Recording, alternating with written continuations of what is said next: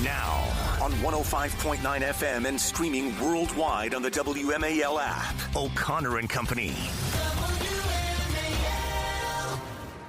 There are Mondays, and then there are Mondays. And this is definitely, well, this is a Monday, and it's a loaded one, too. Coming up at 8:05, Stuart Whitson running for that special election in Northern Virginia. And at 8:35, Susan Crabtree on her latest reporting with regard to the assassination attempt on Donald Trump's life 1 year ago. Oh, hello. It's Larry O'Connor alongside Julie Gunlock. Good morning, Julie. Good morning. We're joined, as we always are at this time when we're lucky, by the one and only Joe diGenova, former U.S. Attorney for the District of Columbia. Well, Joe, where to begin? I don't know. This is a smorgasbord today. It really is a full plate. I think we should probably start with yesterday's story in the New York Times. The fact that it's in the New York Times and the fact that President Biden, as well as key members of his staff, are talking to the New York Times, trying to, as they say in Washington, polish the turd with regard to the use of the Autopen and the lack of any kind of accountability and control over his pardons in the final weeks of his presidency, tells you something. But as you read this story and you learn how these decisions were made and the lack of accountability or paper trail, what comes to mind? Is this a criminal act? Are these pardons, in your mind, still valid? Well, when this process started, I thought they were. Now I don't think they are. I think probably this is unsolvable in terms of legally being solvable. You could throw this in a grand jury, but it'll be a D.C. grand jury, and of course that's a useless gesture. I think what happened was totally corrupt. I think the most important thing is to understand the process, which was this was not a true presidential pardon process. This was a corrupt series of acts designed to do something by somebody and have the patina of presidential authority on it. I don't believe that people will ever be able to prove that Biden didn't approve these pardons, because the law in this area is non-existent. And what Biden said yesterday is enough to grant authority, what he told the New York Times in this 10-minute interview. They're so frightened to expose him, they only allowed him to talk to the New York Times for 10 minutes. I think it's clear this was a corrupt process, and I hope that Congress continues to investigate. And by the way, let me remind everybody, the person who said the other day, the staffer, the former Biden staffer, that she couldn't remember, I don't know, dozens and dozens of times. Let me remind you that Bob Haldeman was indicted and convicted for saying, I don't know and I can't remember, to a federal grand jury in D.C. Indeed. And so, and again, if people are just waking up and they're just learning of this, the details of the story suggest that these were Biden staffers who, during a meeting, Biden would give oral approval for whole lists of people to get clemency or pardons. But then apparently after that meeting, there were modifications. And sorry, go ahead. How convenient, oral. Yeah. Yeah, but then they admit that the Bureau of Prisons would modify the list and amend the list. Yeah, I just, the whole thing is totally corrupt. It's Biden-esque. I give you my word as a Biden observer that this was totally corrupt. All right, but is it worthy of a special investigator, or perhaps, I mean, I know that there are already congressional hearings going on, but people get frustrated with a congressional hearing because they get all these facts, but then they can't do anything. Well, the likelihood of indicting anybody for this is pretty difficult given the state of the law, which is non-existent. I mean, I would be willing to do a grand jury. I mean, I would be willing, if I were the Attorney General, to authorize an investigation by the Criminal Division. However, the Bondi Justice Department still doesn't have control of the department. I mean, we're learning about in-beds who are still being discovered in various divisions. They have a hiring freeze on, that they're not staffed up properly. I don't know who does this. But I'm for continuing the congressional investigations, and if they have enough bodies at the DOJ, God, have at it. Have a criminal investigation. Make people come before a grand jury. Believe me, people feel differently when they appear before a grand jury than when they testify before Congress. When they testify before Congress, their lawyer is sitting right next to them, telling them what to say. When they go inside a grand jury, they are alone. It's the grand jurors, the 16 grand jurors, the stenographer, the federal prosecutor, and the witness. That's it. It's very stressful. And by the way, just for politics, make Democrats defend this. Put them on absolutely make them stand by this or defend it. Joe, let's wade into the Epstein story and the curious details behind this leaked memo that had both FBI and Justice Department letterhead on it, but no signature on it, that said that the case is closed. There's no list. Everybody move along. And then, of course, we're learning about a very animated shouting match between Pam Bondi and Dan Bongino at the White House on Wednesday, where Bongino threatened to quit if Pam Bondi wasn't fired. He didn't show up Friday. There seemed to be a lot of suggestions that Pam Bondi should be removed from her position from a lot of influencers over the weekend. What do you make of all of this? Well, first of all, Pam Bondi is not going anywhere. The president loves her. She is extremely close to Susan Wiles. Susan Wiles runs the United States government. And people, whoever they are, whether they're at the FBI, DOJ, agriculture, better learn fast that that's the ball game. The notion that Pam Bondi is going somewhere is so stupid and so ill-informed that it's beyond belief. It's pretty clear when that memo went out that was signed by everybody, that's the end of the ball game. That's the official position of the United States government.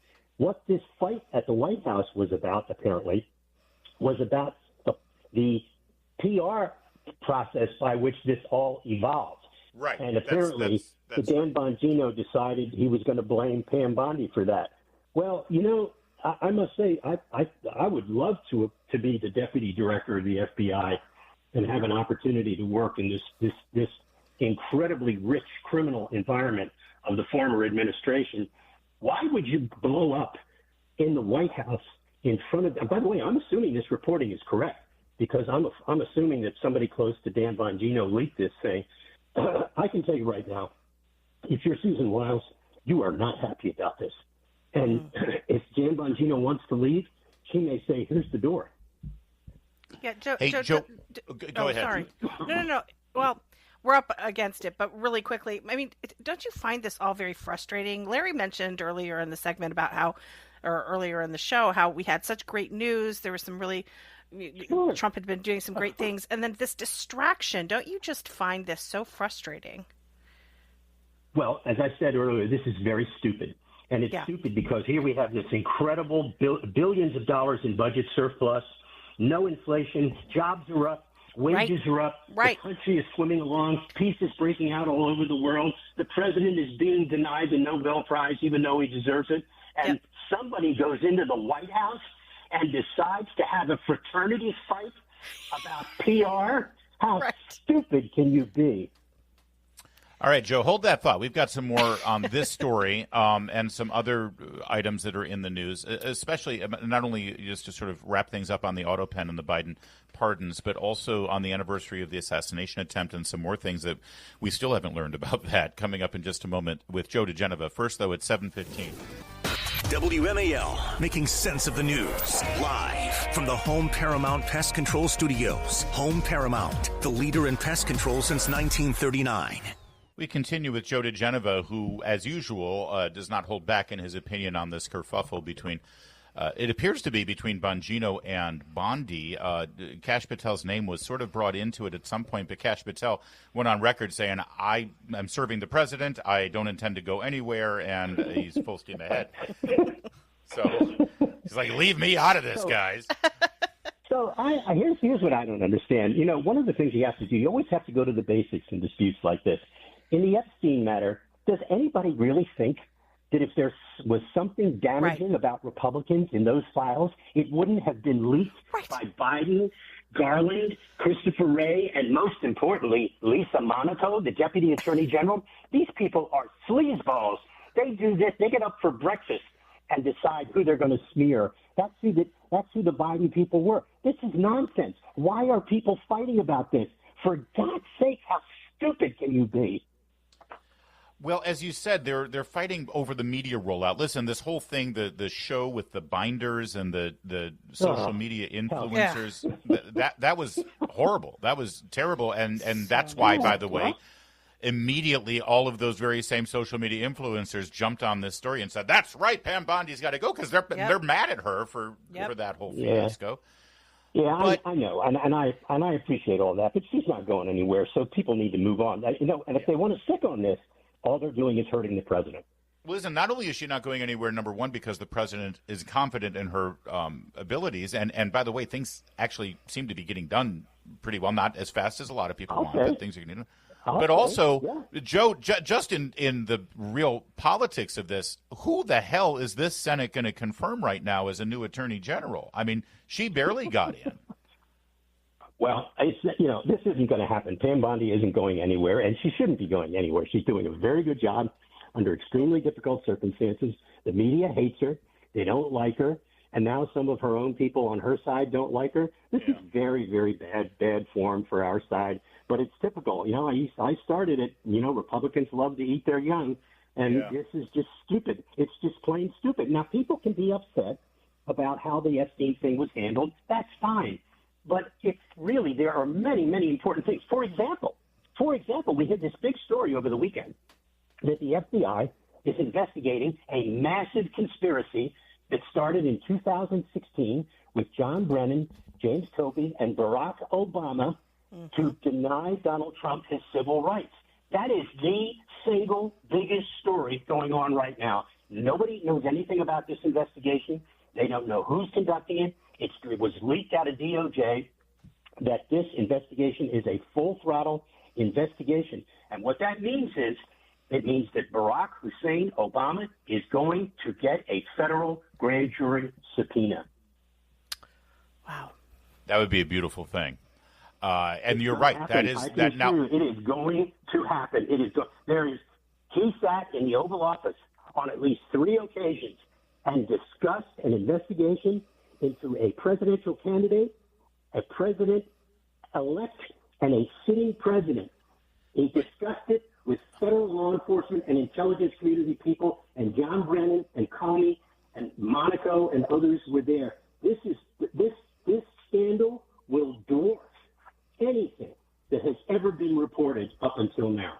But, Joe, and I'm with you, but you know that there are people who see that and they say, oh, they're just throwing that out there to distract from the Epstein thing. And the Epstein story is mind-boggling and frustrating for people because we've been told that this information exists. We've been told that Jeffrey Epstein, that everything about this story was not handled as a standard procedure that the Justice Department would normally handle. It was all very extraordinary. Everything about it is outside of the lines.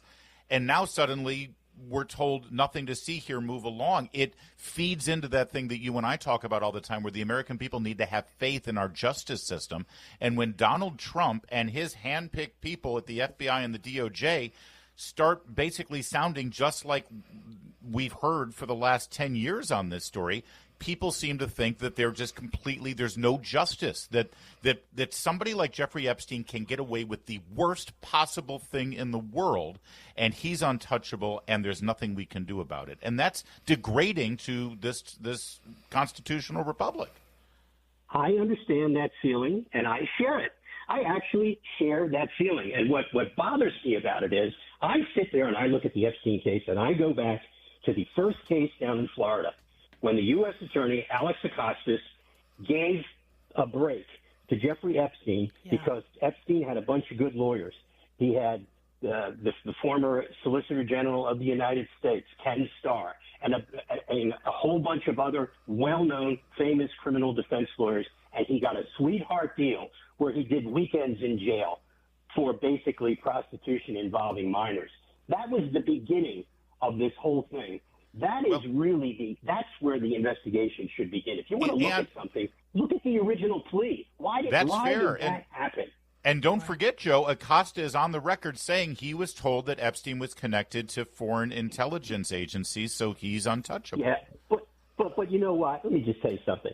I've been a U.S. attorney sitting in that position. I've had intelligence. I'll never forget during the Pollard case. He was this civilian naval employee who spied for Israel. I had the counselor to the Department of State call me and say, we'd really like you to drop this case. I said, fine, put it in writing. He said, well, we can't do that. I said, then go to hell. Alex Acosta says he was this. That's BS. You're a U.S. attorney. Somebody comes in and says this involves a lot of intelligence people. You know what my first question is? Who the hell are they? All right. So, Joe, just to button it up here, you still have confidence in Donald Trump. You feel, he said he was going to drain the swamp.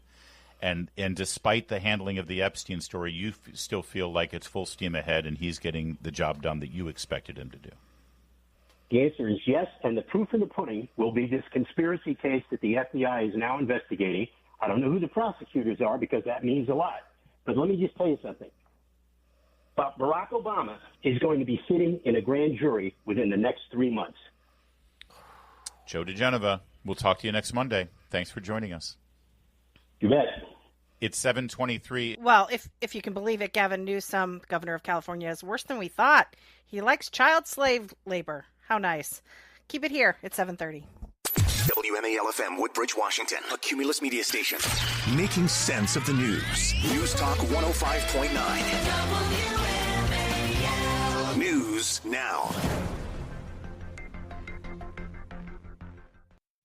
Now on 105.9 FM and streaming worldwide on the WMAL app. O'Connor and Company. It's 7:36 on a very busy Monday morning, the 14th day of July. Thanks for joining us. Coming up at 8:05, we're going to check in with Stuart Whitson. He's the Republican nominee for Virginia 11, that special election, just one-on-one, to replace the late Jerry Connolly. Then coming up at 8:35, Susan Crabtree to discuss the anniversary of the Trump assassination attempt and still unanswered questions and some new information that we've learned about the Secret Service. That's all coming up. It's Larry O'Connor with Julie Gunlock. Good morning, Julie. Good morning. Joe diGenova does not hold anything back. Ever. I was looking forward to that even on my vacation. It was it was subtle, but if you read between the lines, you may have picked up on the fact that he was not pleased with the behavior of the team there at DOJ over this weekend. Really carefully. Yeah. So last week, as you know, there was a raid at a agricultural concern called is that what they're calling it? Yeah, Glass House Farms. Concern. It was an agricultural endeavor in Camarillo and Carpinteria. This is north and northeast of Los Angeles, California. And there was a showdown with 500 so-called protesters who started hurling rocks and at one point actually opened fire on ICE agents. At the time, around 200 people had been rallied. Actually, I think this number is now increased, if I may. USA Today is undercounting this. The last I checked, the number was 360 people work. I mean, this is a hell of an agricultural endeavor, this farm. It is a pot farm. Yeah, we should point out they weren't growing tomatoes or strawberries or lettuce. No. Oh, our vegetables are going to rot in the fields if Who's you going deport. to pick our tomatoes? Yeah, they were growing and harvesting pot so your kids can get stoned. And kids That's what they were were harvesting pot. And it looks as though over 10 of the people rounded up were minors. Now, despite the fact that there is remarkably a law in California that allows children as young as 12 years old to work on farms. That idea, by the way, has to do with family farms. No, Sure. The reason that that's in there, I lived in California. I remember this being an issue.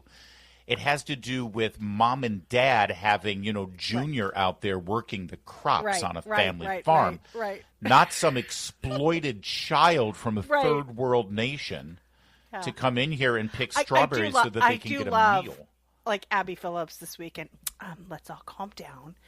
It's legal for an infant to pick tomatoes. Okay, exactly. It is legal. I'm not saying it's right or wrong. Can we just point out? Yes, as long as they get their diaper changed. As long as they have clean diapers, it's fine. However, it is illegal for minors to work on a cannabis farm. That remains illegal. And by the way, just in terms of the spirit of the law, this wasn't, mom and dad making their kids go out there and work the crops with grandpa. These were child trafficked illegal immigrant children Yep. who were unaccompanied. There were no adults that were connected to them while they were there that had any relation to them. It's horrific. And, of course, Gavin Newsom and the Democrats and the left are going crazy about this. Right. They're going nuts. I mean, it really – people, we ironically say – They are angry at the ICE agents. Yes. They are angry at the ICE agents for rescuing these kids. We need hundreds of illegal immigrants, including children, to harvest our pot. So we can and by the way, the owners of the cannabis farm are big donors to Gavin Newsom and the Democrats in California. I predicted this on the air on Friday. I said, just wait till we find out who owns this place. They're going to be connected to Democrats in California. There and you here you go. It happens every time. So, rounded up here, turns out, Bill Malusian reporting now, previously deported Mexican alien convicted of kidnapping, attempted rape, and attempted child molestation. A Mexican alien convicted of rape and DUI. A Salvadoran alien convicted of DUI, hit and run, and property damage. Mexican alien convicted 3 times for burglary and a DUI. Nice guys. 500 plus rioters attempted to interrupt the operation. 4 U.S. citizens have been arrested for assaulting and resisting federal agents. 14 migrant juveniles were found in the cannabis farm, including 9 unaccompanied minors. Then there's Democrat Representative Jimmy Gomez, who was complaining about this. His district includes Los Angeles neighborhoods of Eagle Rock, Boyle Heights, downtown Los Angeles, Koreatown. This is downtown. He tweeted out, how many MS-13 gang members are waking up at 3 a.m. to pick strawberries? They weren't picking strawberries. They were, and they may not directly be gang members, but this is gang member behavior. Yeah. All right. And just remember, every time the Democrats say that we need people to do these jobs that Americans won't do, they're talking about hundreds of illegal immigrants working on a pot farm to pick and harvest pot.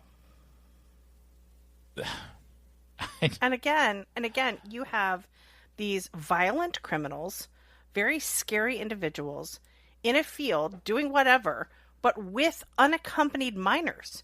Why in the world? Probably some of the 320,000 that were lost by the Biden administration. Why is there no concern for these kids? There is a state representative. His name is Salud Carvajal. He represents Santa Barbara County and parts of San Luis Obispo and Ventura counties in California. That's north of Los Angeles on the coast. Elected this is the 24th Congressional District. I apologize. This is not a state representative. This is a federal representative. Oh, my gosh. I apologize. He is a U.S. member of the U.S. House of Representatives. Salud Carvajal, according to ICE, he was there trying to intervene with ICE agents. He got a business card from one of the ICE agents. He says, I'm a congressman. You give me your information. I demand that you give me your information. Right. He took the card, and then he shared it with the violent mob. It was throwing rocks and pellets, and one of the people who opened fire. That agent was later targeted and injured by that mob. Yeah. What's this guy doing walking around? He should be in jail. The congressman? Yeah.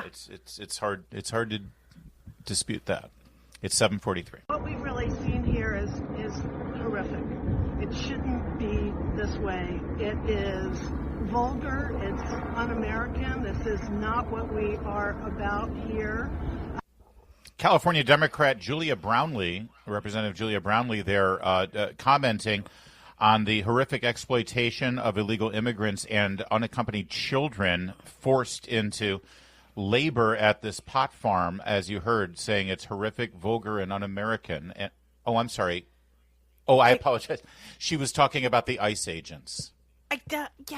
She was talking about the ICE agents who were actually rescuing the children from forced labor.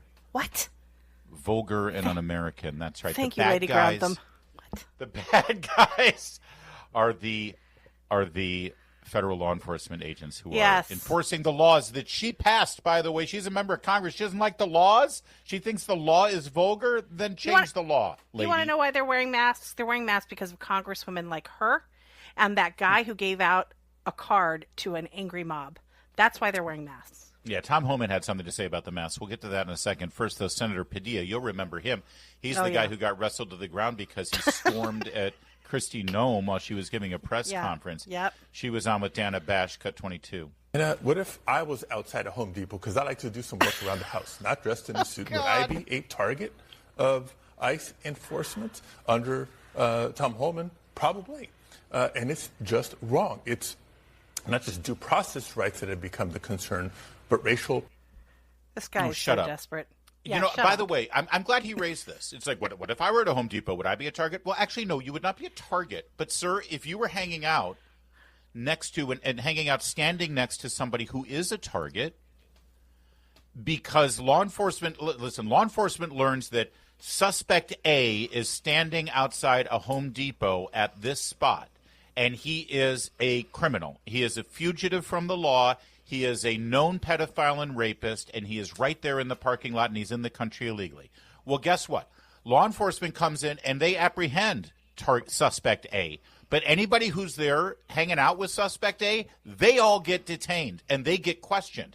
Now, if it turns out that one of those peoples was Senator Alex Padilla, who is a legal citizen in this country and doesn't have a criminal record, you'll be released, Senator Padilla. But that's how law enforcement works. You don't like it? Well, Tom Homan has a suggestion, and that is end your stupid sanctuary policies.